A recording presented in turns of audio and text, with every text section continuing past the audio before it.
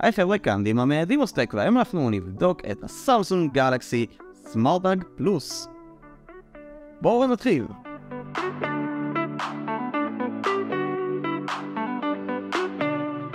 אז מה נפלו לכל את הדבר הזה? למה הוא פלוס ולא הרגיל? מה ההבדלים? מה קורה פה? מה זה? אז קודם כל הדבר הקטנצ'יק הזה הוא בעצם מעין טראקר, בלוטוס טראקר. עכשיו, הסמארט פלוס הוא לא רק בלוטוס טראקר, הוא עובד על עוד סוג של משהו שנקרא אולטרה ווייד בנד, UWB, ובעצם בסמסונגים החדשים יש את הדבר הזה בכמעט כל הסמסונג היום, ובעצם הדבר הזה מאפשר לנו לאתר דברים, כלומר אם תסמידו את זה למפתחות, למזוודה כמו שאני הולך לעשות, ובעצם איבדתם את זה או אתם לא רוצים איפה שמתם את זה, הדבר הזה יוכל להראות אצלכם בטלפון ובעצם תוכלו למצוא אותו על ידי בעצם סוג של, הייתי קורא לזה משחק של חלקם בסגנון הזה, וככל שתתקרבו הוא בעצם יוכל להראות לכם יותר ויותר מדויק איפה הדבר הזה נמצא.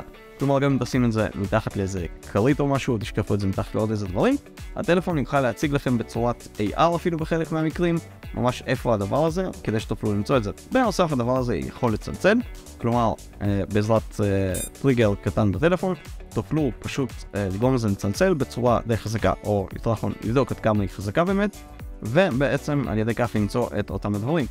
בנוסף על הדבר הזה יש כפתור בעצם שיעזור לכם לאתר את הטלפון שלכם, או לחילופין להפעיל כל מיני דברים כמו תאורה חכמה או מזגן חכם או דברים בסגנון הזה, לשלוט כלומר בעצם בכל מיני דברים חכמים בסמסונג things, שזה קצת הייתי אומר פחות נוח בשבילי כי אני לא באמת משתמש בסמסונג סמארט things, אבל אולי אני אתחיל בגלל הדבר הזה. בעיקרון משום מה ראיתי שהדבר הזה כן נמכר בארץ אבל רק הגרסה רגילה ולא הפלוס.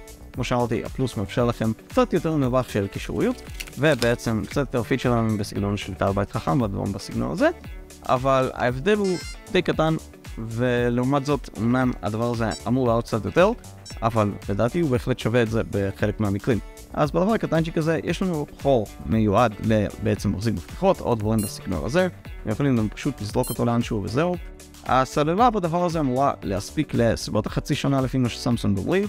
בסמארט הרגיל דרך אגב היא אמורה להפסיק לשנה שלמה, ושוב זאת מאותה סיבה שפה בעצם יש לנו יותר סגנונות של קישוריות שאמורים לאפשר יותר מרווח פעולה ודברים בסגנון הזה. הסוללה שיש לנו פה היא בעצם ה-CR2032 שבעצם אפשר לקנות בכל חנות בלי שום בעיה ולהחליף אותה ממש בצורה פשוטה מאוד, שזה משהו שבהחלט נחמד. בעבר הייתי מתעסק עם מוצרים די דומים שאיך להגיד את זה הם פחות מוכרים, כלומר גם אם יש לכם איזשהו נטוורקינג שם בסגנון של מכשיר אחר עם אותה אפליקציה נוכל לאתר לכם אותו, אז זה פחות היה קורה כי המוצר היה פשוט הרבה פחות מוכר.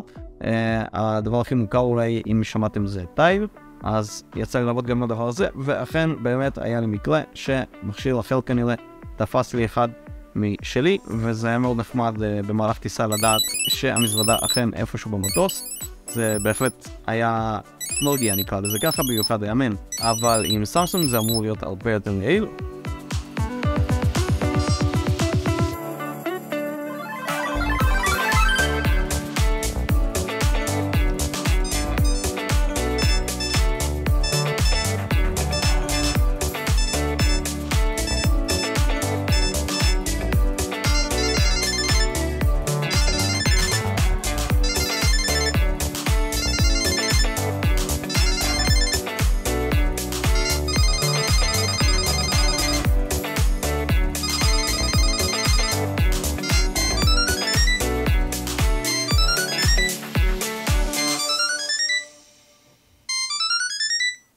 תודה שצפיתם בסרטון זה של דימוסטק.